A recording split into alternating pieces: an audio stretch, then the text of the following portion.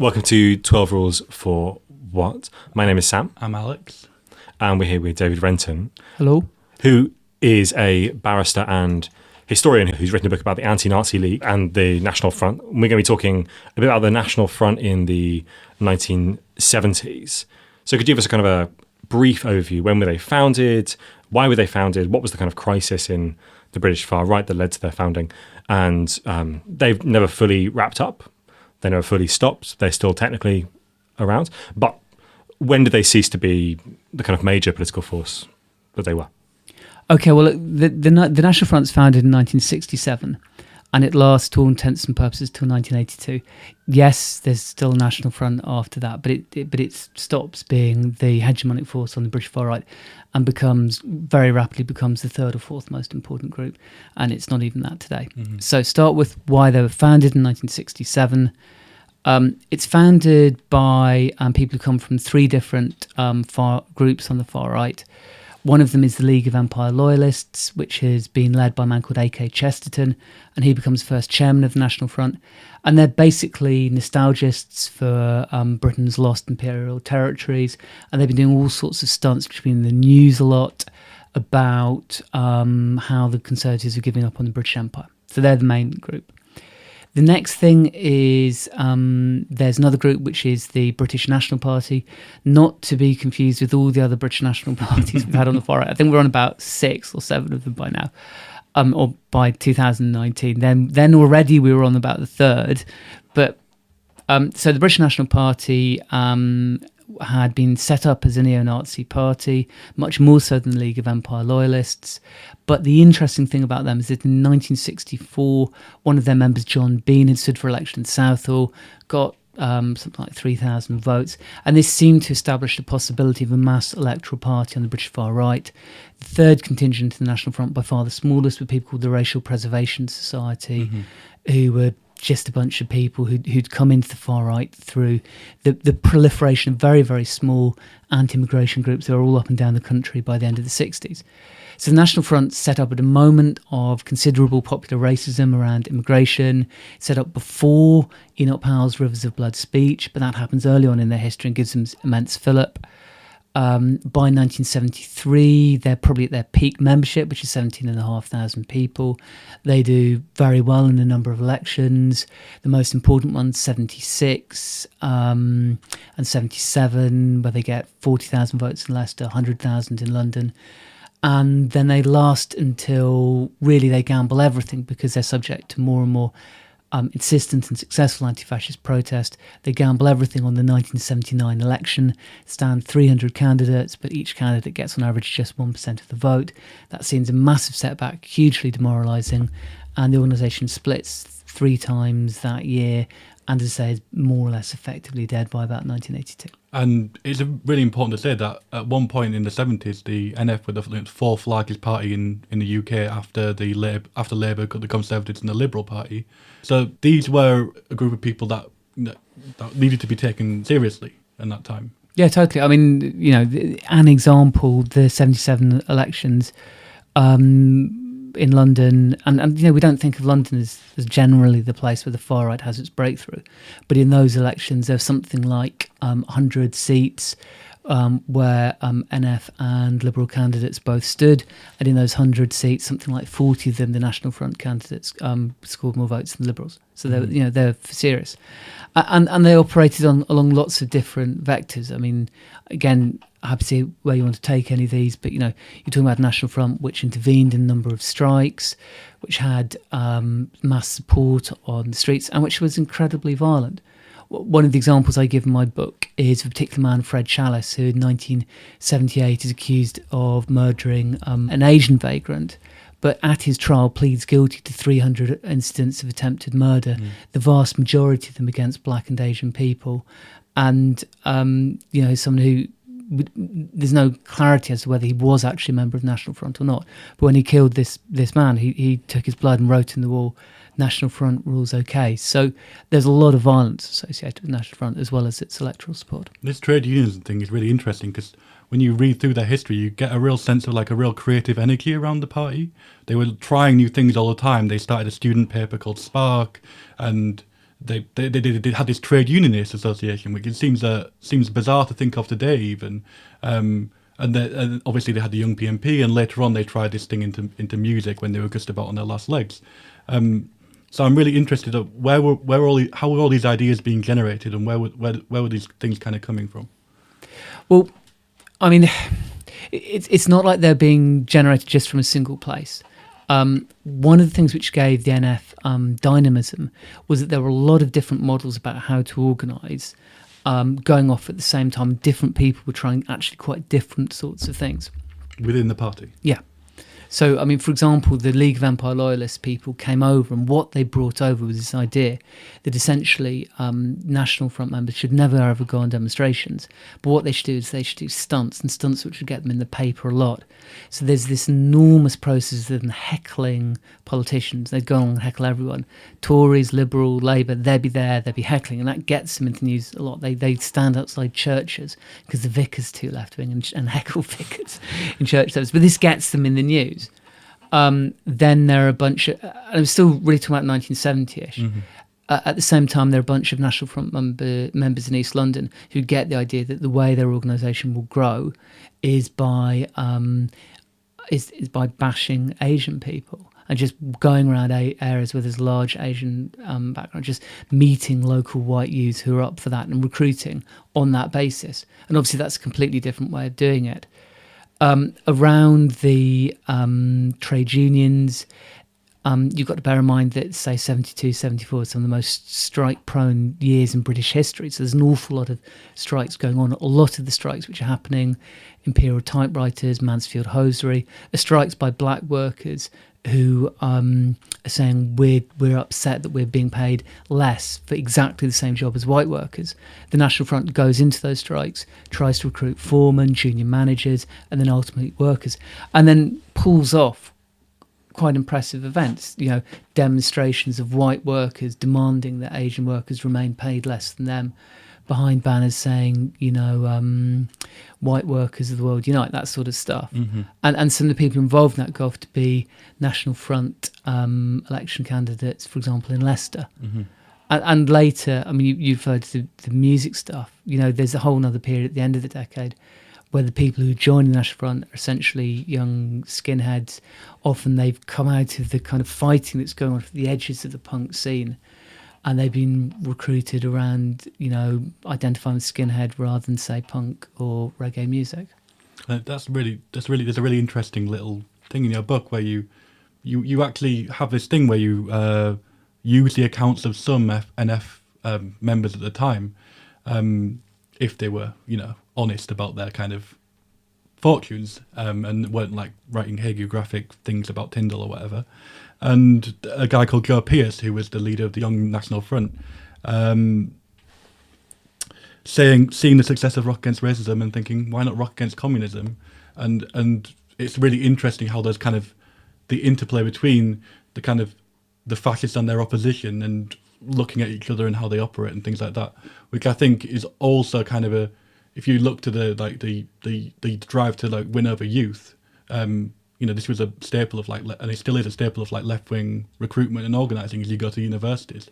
So it's really interesting, that interplay between the two sides. Yeah, I think with Joe Pierce, some of what goes on is really accidental about who he knows, who his connections are. But it's interesting because you read, say, left-wing accounts of the time. There's a very famous one, it's Dave Widgery's book, Beating Time. And he talks about all the NF members as they're watching everyone's going to the first Rock Against Racism carnival, and has them being miserable and drinking their tears away in the Bladebones pub.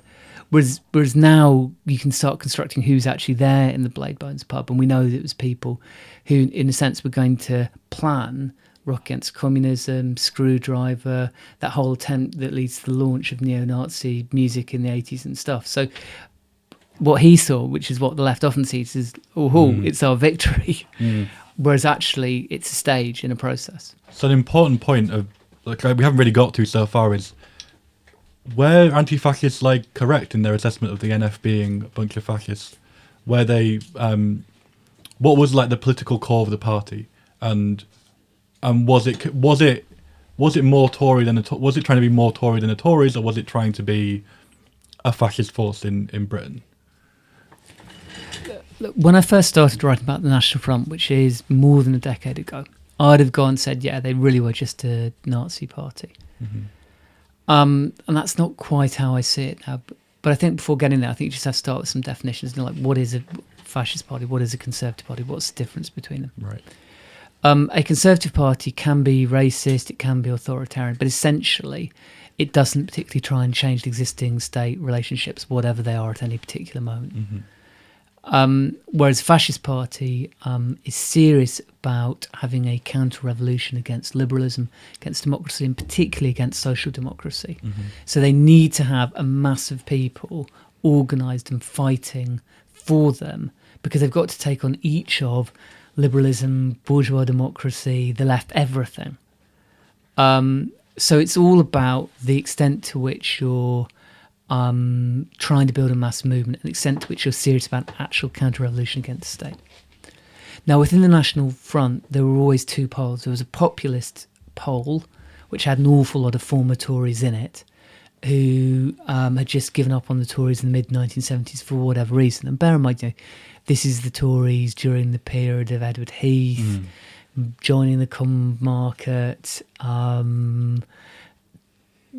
being a pretty unsuccessful electoral party, was likely to annoy a bunch of people, whereas you have the National Front, which is getting sometimes 10, 15% of the vote in local elections, so it can appeal to the cadres of the Tory party. So you've got some, we call them the populists, who essentially just want, like the Tories, but more so. There's another group of people within the National Front who have a genuine fascist conception of how to do politics. And, this means things like wanting to have a militia. I've talked about the National Front Honour Guard. It means caring about demonstrations. It means being serious about counter-revolution. It means being serious about the ideology of fascism. One of the things that's really striking, if you ever listen to Martin Webster and the talks he does in the 70s, and I'm talking about, electoral broadcasts, I'm talking about talks for really mainstream media outlets, you always feel essentially he's read a copy of Mein Kampf that morning. And who is Martin? He was the national organiser of the National Front, so he's the number two in the organisation beneath John Tyndall. And you always feel essentially he's read Mein Kampf that morning, and he's just paraphrasing bits of Mein Kampf back, because he literally says things. And if you want to be bothered, you can try it. Right, that's Mein Kampf, page 18. That's Mein Kampf, page 36. Generally, it's the early pages. I don't know how far he got into it. It's a long book, to be fair. It's massive. Yeah, it is. So there's these two wings. But I always think that basically, if you want to understand their relationship, the whole story of the National Front is it wants to be what we now think is a far-right and populist party. But it doesn't have anyone to copy. They've got to be the first, and they don't really know how to do it. So they always revert back to being a fascist party. And you can see lots of different examples. I'll just give like two or three. Like, for example, when the National Front was founded, they said, we don't have John Tyndall as a member. He's a neo-Nazi. We can't have him. He'll be terrible. They banned him from membership in 1967. And by 1972, he's not just a member. He's the leader of the party. You could think about A.K. Chesterton having quite serious, thought-out views about having a populist party which isn't a fascist party, but by 1970 he's been forced out. You can talk about them going more towards demonstrations. You can talk about all number of things. And certainly by the end of the 1970s, the people they're recruiting are overwhelmingly, they're young, they're skinheads, they're attracted by political violence, and they're very amenable to someone talking to them, the whole anti-Semitism, full-on National Socialism stuff. You mentioned a couple of things that make the kind of racism of the National Front completely transparent and obvious. I'm wondering, what are the kind of constituent parts of this racism? You think you said somewhere else that one of the most effective anti-fascist strategies was to have this photo of John Tyndall in a Nazi uniform. And this would, of course, blow up support for him, or anything that might have been support for him amongst kind of prospective people, communities who could identify the Nazis as bad, even if they had a kind of latent other forms of racism. So what is the content of this racism? Is it an anti-Semitism? Is it just a white supremacy in a kind of a vanilla way, if there is such a thing? I mean, what's the kind of content of the racist belief set? I think, to be honest, it works at different registers. For most people, when they saw the National Front, what they saw the National Front as being essentially a repatriation party. So the National Front existed in order to take further what we were already seeing with immigration controls and so on. But actually, and what Enoch Powell had been starting to talk about not just stopping post-war Commonwealth migration, but actually reversing post-war Commonwealth migration. And the National Front were perceived, along with very few other people in British society, Powell, but intermittently, the Monday Club, as being consistently in favour of repatriation. So that was 80% of their message. And that was their public message. Internally, there was another message, which was that behind the post-war migration, there were the Jews, and the Jews, because the Jews were leading the communists, the Jews were leading the capitalists, and so on. But that was very much a coded thing that was for internal consumption only. I talked about the difference in National Front News, which was sold openly, which didn't say that, and Spearhead, where that sort of thing was said. But again, it was said, even there, it was said quite indirectly. The other thing that was raised by your question, which I think is interesting, is quite hard to pin down, which is it's not quite racism as such, or it's not immediately racism, but is in a sense this nationalist and ultimately racist memory of the Second World War, which in essence meant we didn't fight the Second World War in order to let them come here. And the National Front was extremely good at playing that. And I think this is important because lots of people on the left, myself included, have talked about how it's very hard to tell a story of the Second World War which ends with, the Nazis are the good guys. But the National Front did tell a story of the Second World War in which even if Hitler wasn't the good guys, Britain and nationalism and British nationalism was something really essential and good, and had made all these sacrifices and been betrayed by the post-war settlement. And so obviously, again, that's part of the totality of their racism. But as you say, they were also vulnerable on that score. One of the reasons why Chesterton becomes the first leader, there are a whole bunch of different reasons, but one of them is he's essentially the only veteran British fascist who seemed to have taken the right position on the Second World War. Oswald Mosley certainly hadn't, William Joyce certainly hadn't, but Chesterton had I can't remember whether he'd actually served or he'd written articles in favour of the war, so he was seen as one of the very few ones in that generation who you could reclaim. Certain figures so Richard Esmond, who's a National Front member, said that the Second World War was started by the British. So it's a war of aggression from the British establishment against the German people. This seems like a really strange claim to make, unless you believe that the British establishment is somehow opposed to the British people, and maybe even the English people, who you are wholeheartedly in favour of. And the reason why I kind of asked the question about anti-Semitism is, well, obviously because it's a huge part of the far right, but also because is the language here of the British establishment betraying the British people, is this simply a code for Jews? And was it understood at the time as a code for Jews? I think it was, but I think it's important, again, you work out which register of National Front language you're talking about. It really is not the case that National Front News wrote repeatedly about how terribly unfortunate it was that Britain had been dragged into the Second World War and Britain should never have gone in. Even in Spearhead, that argument's made, but it's made awkwardly, nervously, and at a very high degree of code. The dominant way in which the National Front recruited and won supporters and presented itself was by presenting the Second World War as a good war. And people like Richard Edmonds may have known the full sort of Nazi history and be willing to say that internally, but they weren't saying it externally a lot between 74 and 79. They had genuine fascist beliefs, but they were trying to move away from them, at least publicly. Yeah. They had this double kind of life, as it were. Yeah. Yeah, no, when I've been giving talks, the way I've put it is as a fascist party that wanted to be a far-right party in the way that far-right parties are today, but didn't have any models, so didn't know how to get there. So it sets off on that journey, but doesn't go very far at all. Mm-hmm. But I think it's unmistakable now that was where they wanted to take it. I mean, that's why the NF was formed. It was formed because in 1964, a guy called John Bean had done very well in an election in Southall, and the people who were attending the planning meetings that led to the formation of the National Front wanted it to unite around populism and electoralism rather than neo-fascist ideology. But they just had no idea whatsoever how to do that. Which makes Tyndall this interesting figure, because they kind of needed him, and like he was their downfall at the same time. Yeah. Well, I mean, that's why they kept him out of membership for such a long time. Right.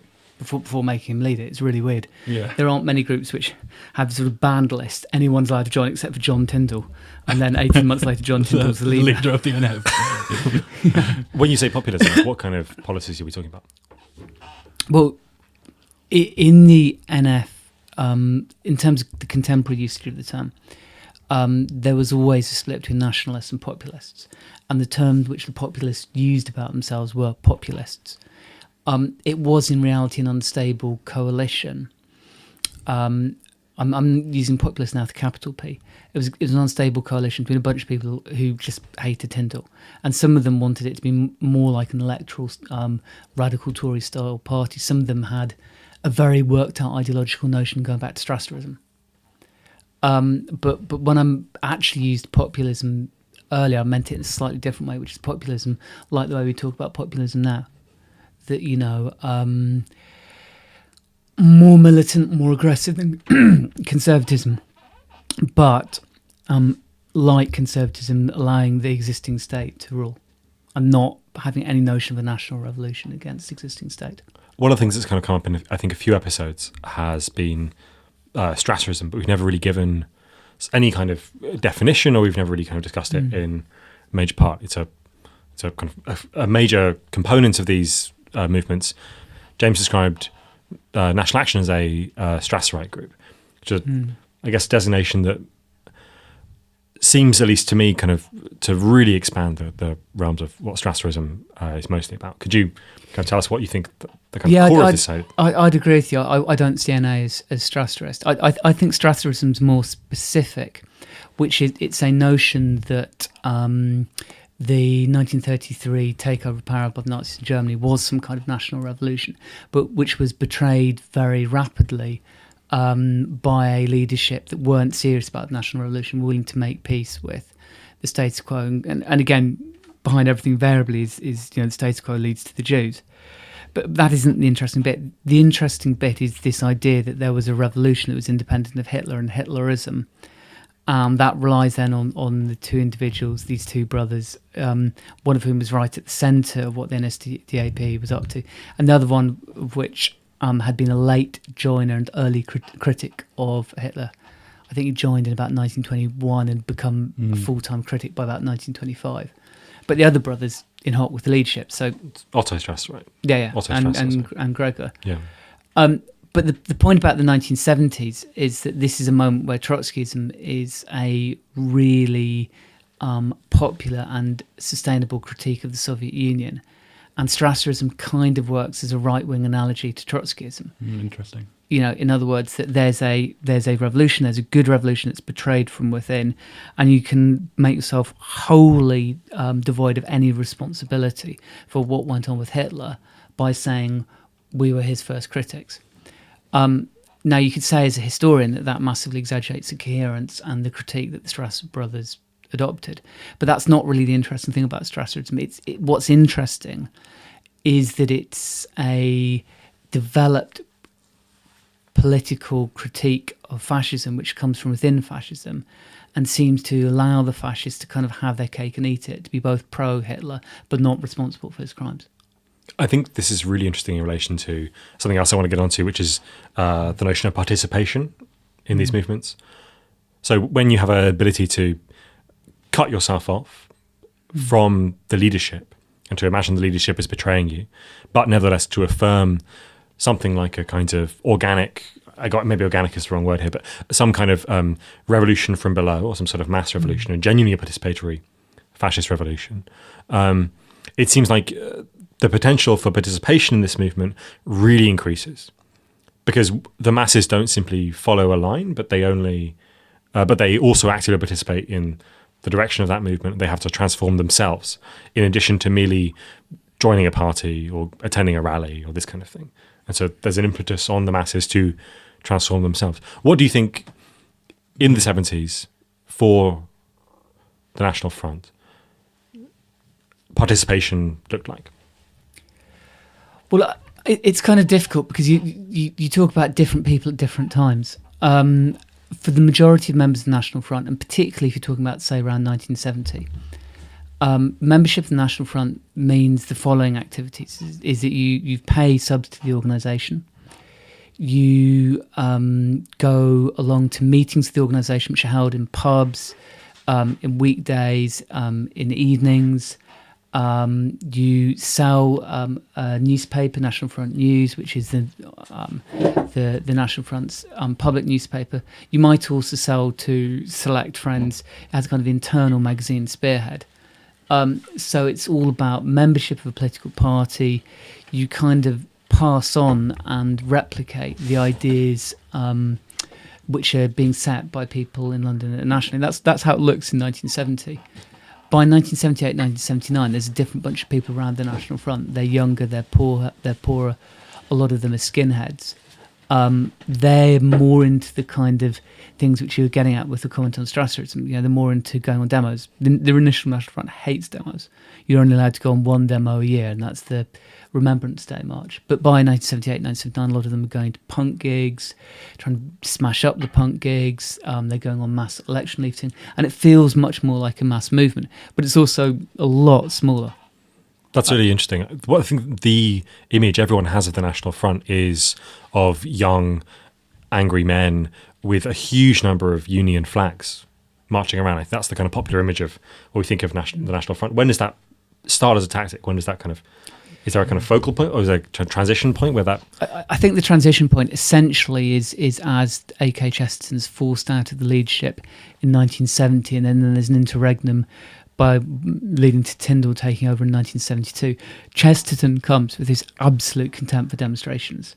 He associates demonstrations with the 30s, with Mosley, says you mustn't go back to that. Sorry, just quickly, A.K. Chesterton, who was he? He was the first chairman of the National Front. He had previously been a leading figure within Oswald Mosley's British Union of Fascists. He'd been a full-timer for it until half the full-timers were sacked about 6 months after Cable Street. He then hangs around the non-fascist far right. He's a leading figure in the League of Empire Loyalists, which is the most successful and interesting attempt to rebuild British fascism in the 1950s and 1960s, and is a guru to all the different strands of fascist, far right, neo-fascist thinking. Anyway, so he's very anti-demonstrations. Tyndall, on the other hand, has a notion that that drums, that songs and so on are part of the repertoire by which people are going to be recruited to the National Front. So he's much more into mass politics than Chesterton. A.K. Chesterton is a nobleman or something like this? Or no? Am I getting him confused with someone else? He's not. He's a journalist. Okay. He's a journalist. He's pals with a bunch of people who are quite posh, but I'm quite posh, so I might have different standards of posh to other people. But why people think that A.K. Chesterton was posh is that he was paid to be the memoir writer for Lord Beaverbrook, who owned a bunch of national newspapers. I can't remember this one, whether it was the Mail, the Express, but papers like that. And he is funded by a guy living in Chile, not A.K. but something like Jeffrey, who sends him a vast sums of money in the early 1960s, even in 60s terms, something like £100,000. So Chesterton trades on that, but he's just, a South African emigre living in London. I can't remember. I think he's been a journalist. If he hadn't been a journalist, he'd have been a teacher. That's not. He was like a hanger-on, really. Yeah. But he hangs on people who genuinely are quite important movers and shakers within the parliamentary as well as the far right. I think this idea of you kind of brought up of the intensification of like state racism that was present already and was increasing was like a big part of the NF platform.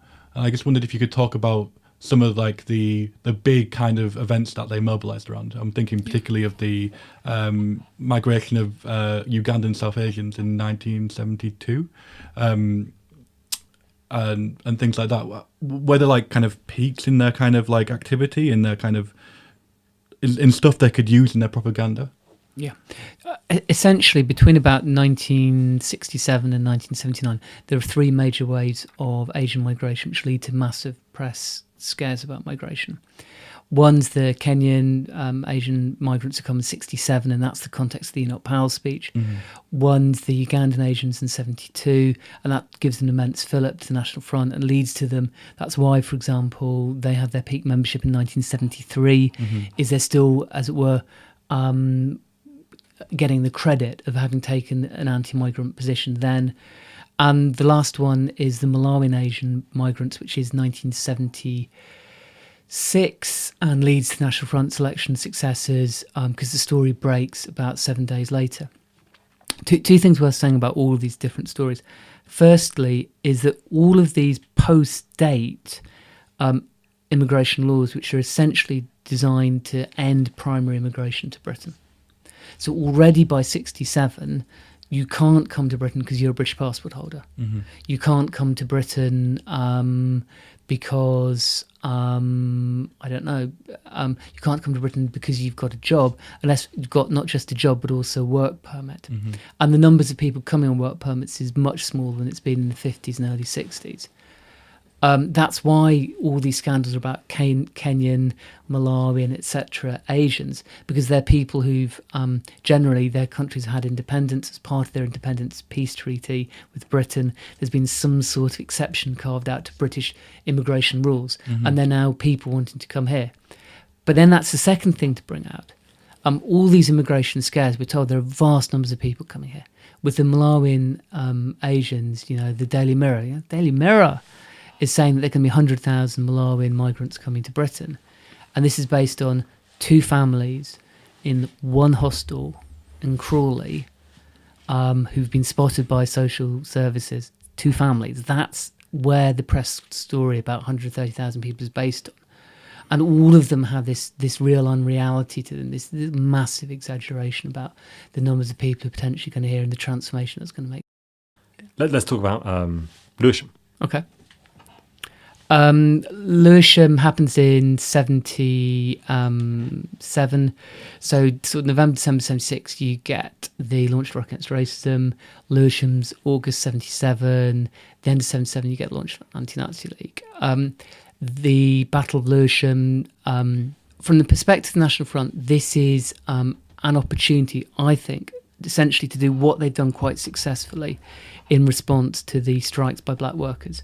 In other words, a bunch of black workers striking for equality.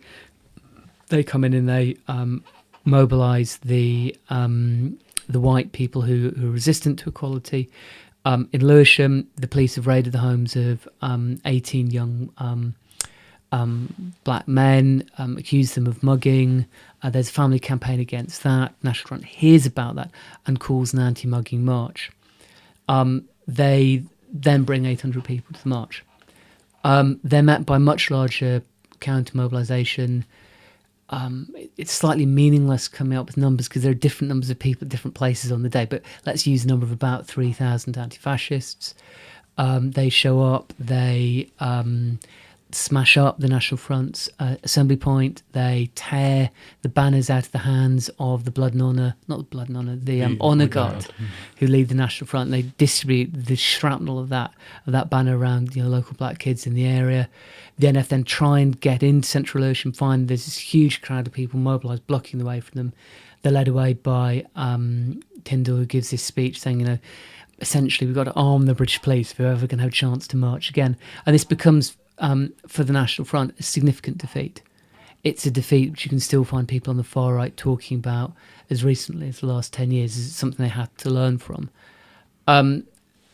There's also an interesting thing, though, for them. What the discussion becomes for them, essentially, is were they right to march through a largely black area? Mm-hmm. If they're going to march through a largely black area, isn't it just inevitable they're going to face serious opposition, which they won't be able to cope with? And it's quite one of the things I find quite interesting is there's a letter that Tyndall sends to Prime Minister Callaghan, as if like Callaghan's his friend or something, going, we had to do this because if we're going to give up on the areas of inner city Britain where there are lots of black people living, essentially we've got to give up on the whole of urban Britain, and we're not ready to do that yet. Which I think was probably more honesty than the situation required of him. So, what was different about Lewisham compared to the success they had in the coming into these like kind of worker dispute situations? Why was Lewisham a defeat, and these other places they could trade off and get organisers and build publicity?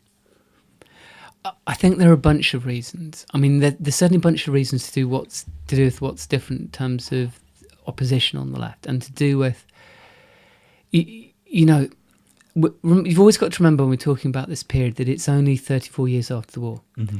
They're as closer to the war than it is to today. Mm-hmm. Today we're further away from the 70s than people were from the war. So the war's really close, and that means that anti-fascism is really just about persuading a bunch of people, working class people, that the NF are fascists. Once you've persuaded enough people that the NF are fascists, there's no trouble whatsoever in persuading people that any amount of violence or whatever is legitimate against them, because people remember the war, and there's still all the ruins of the legacy of the war was visible in terms of the infrastructure of British cities. So that's a different thing. But in terms of on the National Front side, I think there's already an extent to which mobilisation against the National Front's already started to take a physical toll on the National Front. Their best year in terms of resisting anti-fascist mobilisations, being able to turn out people for that, is about 1974. Mm-hmm. For a year or two, it's fun. It's a reason for keeping going as National Front. Then after that, it's just tiring and it's hard work and it scares people off. And they're already on the streets. There are many fewer people marching with National Front Lewisham than there were marching with the National Front 5 years earlier on their Remembrance Day demonstrations. Mm-hmm. There's another thing which I think is quite key to the National Front's defeat, and that's that on the left goes off and it meets people who are involved in these anti-police protests. So when the left is saying the police are a problem, the National Front's a problem, there are families in Lewisham who are willing to be the core around which a campaign can be built. The National Front never gets anyone similar. When you go back to Imperial Typewriters, Mansfield Hosiery, they had foremen, sort of middling between management and worker people who could be the local representatives of their campaign. They never had anyone local at Lewisham. They didn't feel they connected to the march they called. They just felt like it was their national mobilisation for a slogan they called. But the demonstration, everything was from outside. Mm-hmm. And I think that's a real part of why it's such a problem for them. Mm-hmm. What's the function of the police in the state in these interactions between the Anti-Nazi League and the National Front? You said that John Tyndall called at one point, or maybe kind of an offhand remark, called for the British police to be armed. What's their interaction with the state here? It works in different ways. One of the things which is definitely going on is because the war in Ireland's been going on for quite a long time, and because there's been all these strikes, and because the police lost the Battle of Saltley Gate, there are all these people demanding, including senior police officers, demanding that the police be much more heavily armed and, as it were, organically move in the direction of a more authoritarian and violent state. And just an example of something which matters a lot to anti-fascists in the 70s, the Manchester police force has more guns than the police force in Northern Ireland. It's just true. It seems extraordinary, but it's true. So the police is militarising, and that's happening prior to the National Front being on the scene. There's also a sense that the government is willing to feels that they've got to go some way down letting the police become more aggressive, and is willing to some extent to countenance extremely violent restraint or extremely deceitful restraint of anti-fascists during this period. One of the examples I found doing the research that really surprised me, because it's a Labour government in power at this point, was that in 1977, after Lewisham in Manchester, the local police officers cook up a plan which essentially the National Front would be allowed to march. They announced that the NF demonstration has been banned, but behind the scenes secretly tell the National Front they're allowed to march and their right to march should be guaranteed. The interesting thing isn't, on that case, the relationship between the police and the National Front. It's the Labour Home Secretary who signs off this plan. That's the bit that surprised me. And then you can find, there's all sorts of screams of anger within the Labour Party when it becomes clear what he's done. But of course, none of this in the newspaper, none of this in public, all of this totally behind the scenes. But so there's these kind of these sense in which different things are going in the same direction. But there's a real limit to how far they're going in the same direction. In recent times, people have tried to look at, say, how the police vote in elections. We've got no evidence at all that the individual police members were voting for the National Front. And if you think about the strategies of senior police officers, I think they saw the National Front as much as an irritant and a nuisance, as something which, for whatever reason, they had to support, or at least had to support to the extent of allowing them to march. There really isn't a synergy between the police, except to the extent that the police absolutely throughout are committed to the policy of keeping National Front meetings and marches open and restricting anti-fascists who try and confront them. And that really comes to its head in Southall in April 1979, when there's that huge demonstration. You're now talking about 8,000 or 10,000 people. Mm-hmm. The National Front shrunk to just 30 people trying to go into an election meeting. As far as I can tell, it never once occurs to the police for a single second, despite protests, demonstration, calls on them. They never once think of cancelling that NF election meeting, despite the overwhelming support of the local community, the overwhelming feeling that it had to be banned, and they just insist on it going ahead.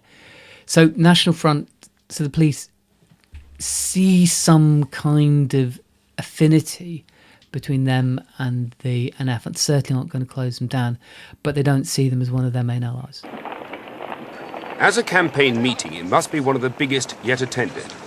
100 National Front supporters, 3,500 police, and thousands of Asian demonstrators. The troubles began early as many of Southall's 30,000 Asians, a fifth of the town's population, blocked off every road to the town hall. National Front, bastard! National Front, bastard! By now it was a town under siege. There was no access to the centre, queues of policemen and police horses guarded each alleyway. Every shop was closed or boarded up. The demonstrators were told they had 1 minute to move off the streets or face arrest. First of all, address them and tell them that if they are causing obstruction, and if they remain here, they're going to be liable to arrest.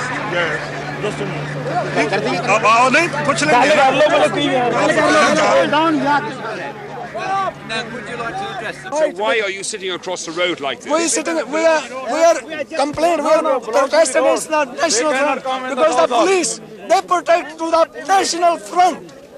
This is the main reason. They unnecessarily they arrested our men. They refused to leave and the police moved in. Go, move along now. Where are you, mate?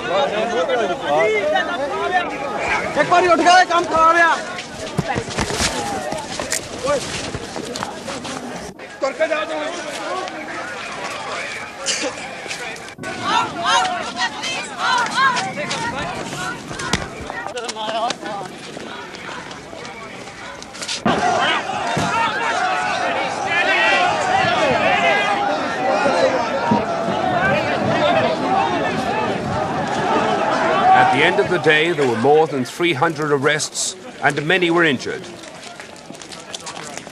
Among those injured were several policemen. Relax, then.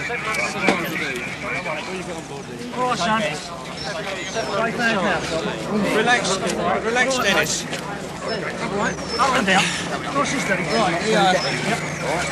The National Front was smuggled into the town hall through a back street, but no one, apart from the party faithful, were allowed inside with them. Keith Hatfield, News at 10 in Ealing.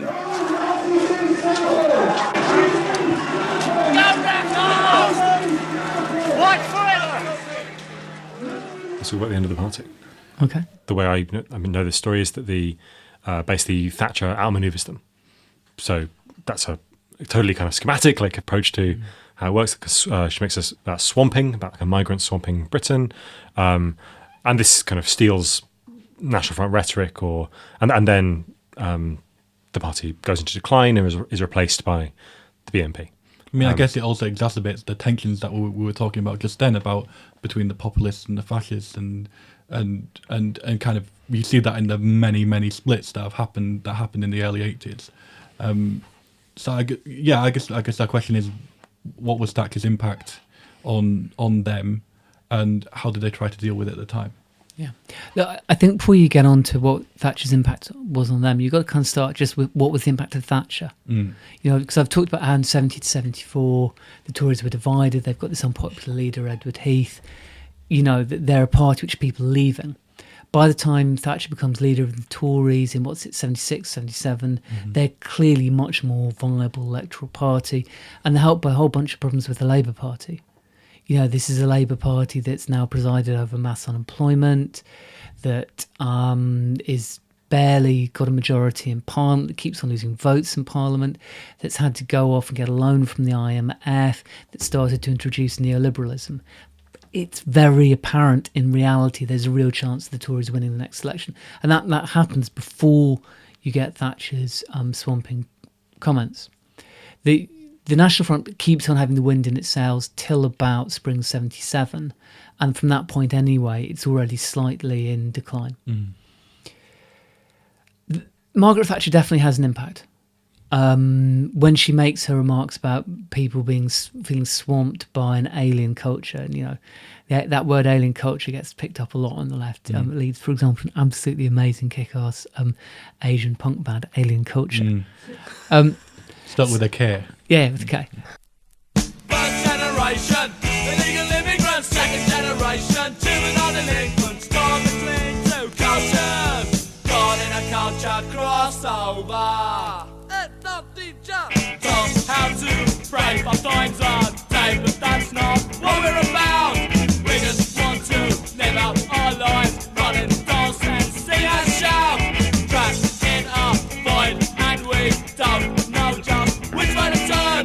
This way and that way, but we're still stopped from having fun.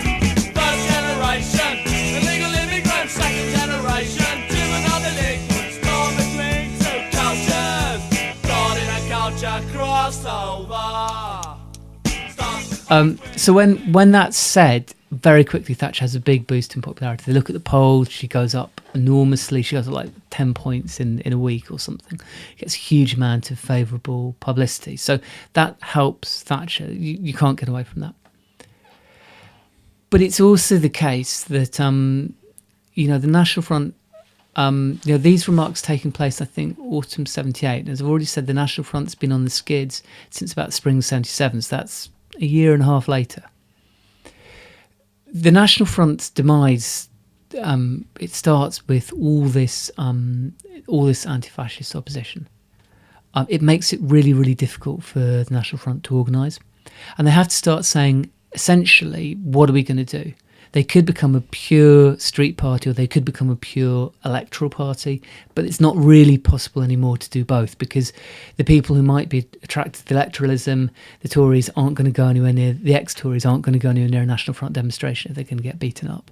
So they have to choose. And essentially, actually, they choose elections as a thing that will hold them together. So through 78 and 79, that's why they try and have this vast number of candidates, enough to have a party political broadcast. And they really do think they're going to get a breakthrough. But it gets harder and harder and harder, just even to hold an election meeting. I gave the example of Southall. There's 30 of them in the room and there's 8,000 people outside. It just gets harder to do it. When it comes to that election, it seems to me pretty clear there's a relationship between the anti-fascist opposition, which the National Front has faced, and having this more successful competitor closer to the mainstream. It's not just one or the other. The two have a relationship.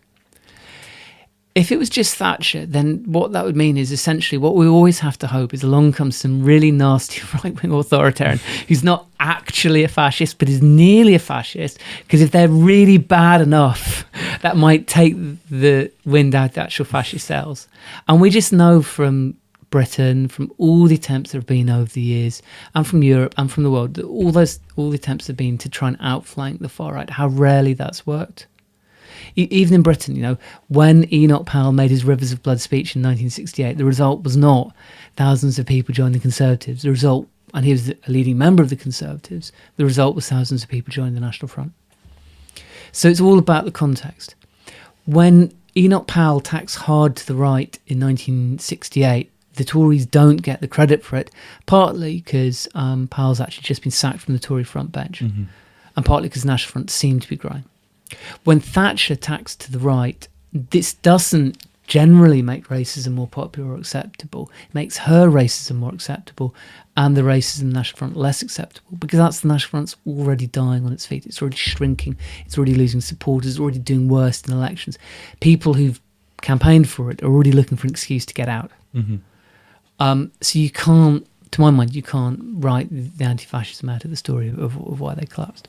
Thanks very much for listening. If you'd like to hear more anti-fascist content, please do subscribe to us on SoundCloud or any good podcast app.